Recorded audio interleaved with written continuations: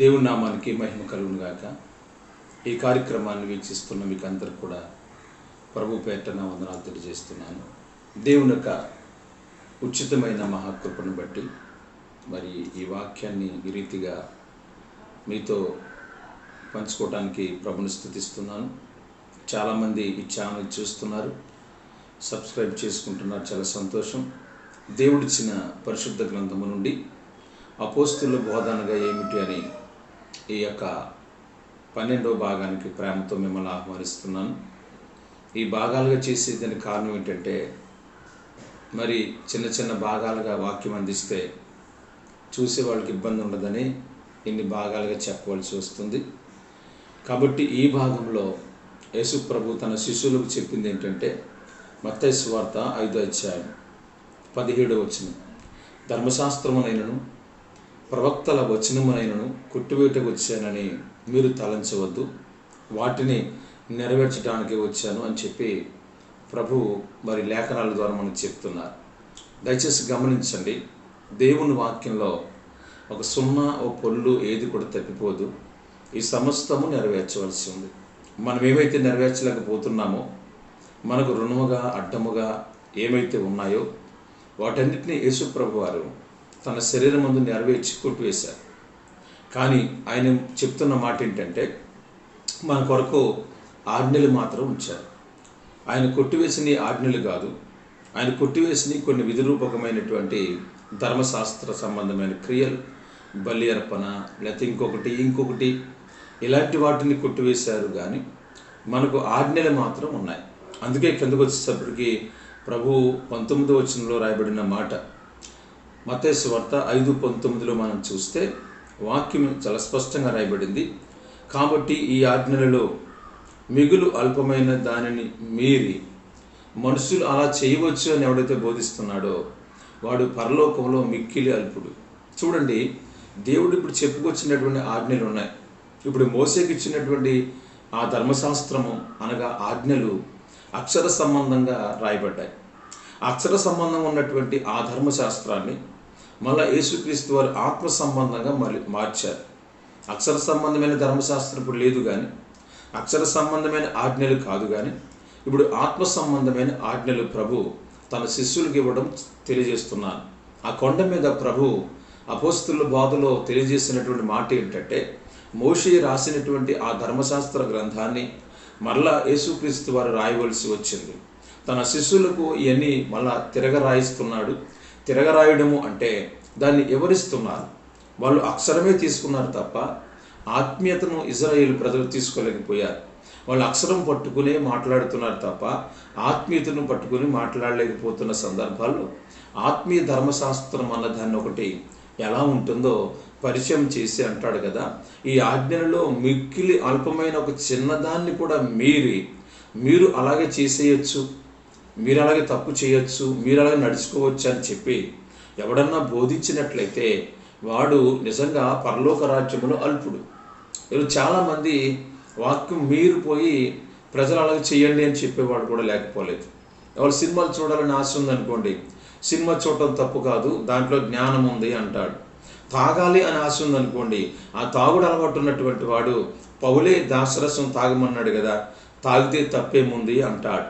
దయచేసి గమనించాలి, విగ్రహ సంబంధమైన వాటిని తినకూడదు అని బైబిల్ చెప్తే విగ్రహ సంబంధమైన వాళ్ళు తినటం వల్ల తప్పేమీ లేదు, దానివల్ల కూడా జ్ఞానం ఉంది అంటుంటారు. ఇవన్నీ ఎందుకు మీకు చెప్పవలసి వస్తుంది అంటే, ఈరోజు దేవుని వాక్యాన్ని మీరి బోధిస్తున్నాం.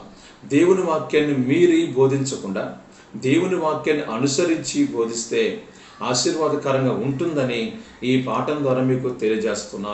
దేవుని వాక్యం వింటున్న వాళ్ళారా, ఇప్పుడు యేసుక్రీస్తు వారు ఆ కొండ మీద ధర్మశాస్త్రం మరలా చెప్పడం మొదలుపెట్టారు. ఉదాహరణకి మోషే ఏం చెప్పారంటే, ధర్మశాస్త్రంలో ఒక ఆజ్ఞ గురించి ఏం చెప్పారు మోషే గారు అని మనం చూస్తే 21వ వచనం నుండి స్టార్ట్ చేశారు. 21వ వచనంలో రాయబడిన మాట ఏంటంటే, నరహత్య చేయవద్దు, నరహత్య చేయువాడు విమర్శకు లోనగునని పూర్వీకులతో చెప్పబడిన మాట మీరు విన్నారు కదా, నేను మీతో చెప్పింది ఏమనగా తన సహోదరుని మీద. చూడండి, నరహత్య అంటే ఏంటో వివరిస్తున్నారు. ఇప్పుడు నరహత్య అంటే డైరెక్ట్గా వెళ్ళి పొడి చంపితే నరహత్య చేశాము అనుకుంటాం. ఎవరిని చంపకపోతే నీతిమంతులమే. ఎందుకంటే నాకు నరహత్య లేదు అంటాం.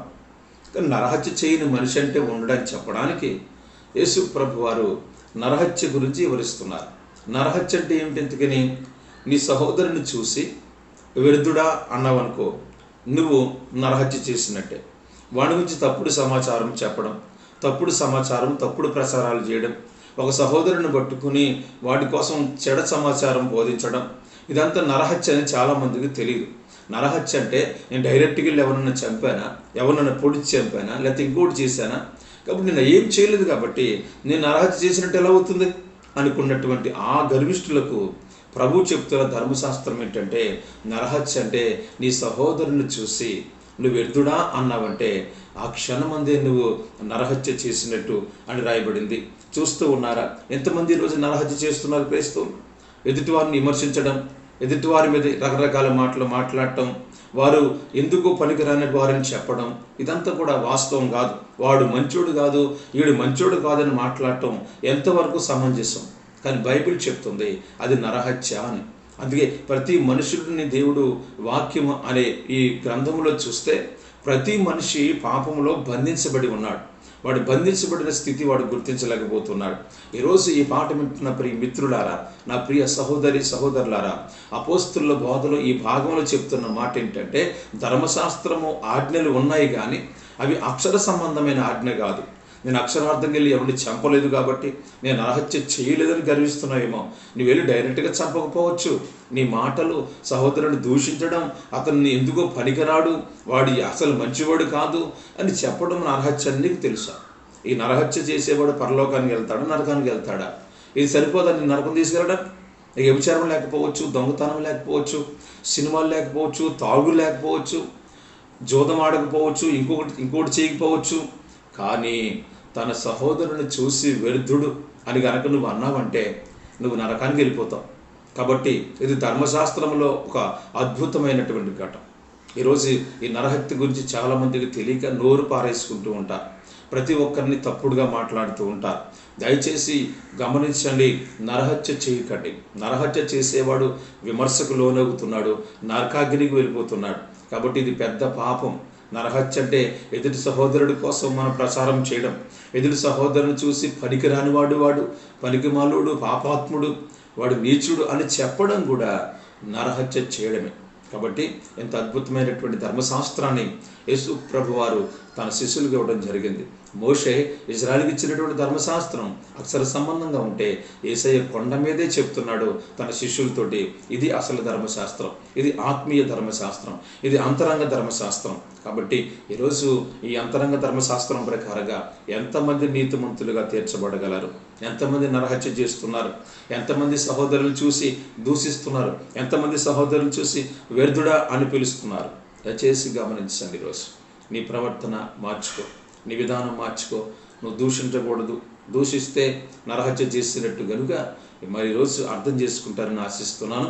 కాబట్టి ఈరోజు అపోస్తుల బోధలో 12వ భాగంలో మీకు చెప్పేది ఏంటంటే, నరహత్య అనేది ఏంటో చెప్తున్నాను. కాబట్టి ప్రవక్తల వచనాలు కానీ ప్రవక్తల ధర్మశాస్త్రాన్ని కానీ ప్రభు కొట్టేయలేదంటే అర్థం ఏంటి?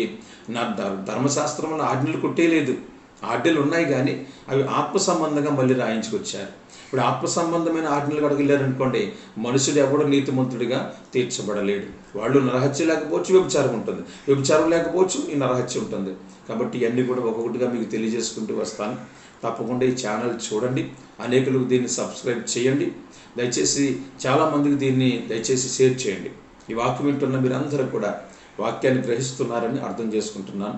కాబట్టి అపోస్తుల బోధలో ఆజ్ఞలు లేవనుకోకండి, ఆజ్ఞలు ఉన్నాయి, అవి ఆత్మ సంబంధంగా ఉన్నాయి.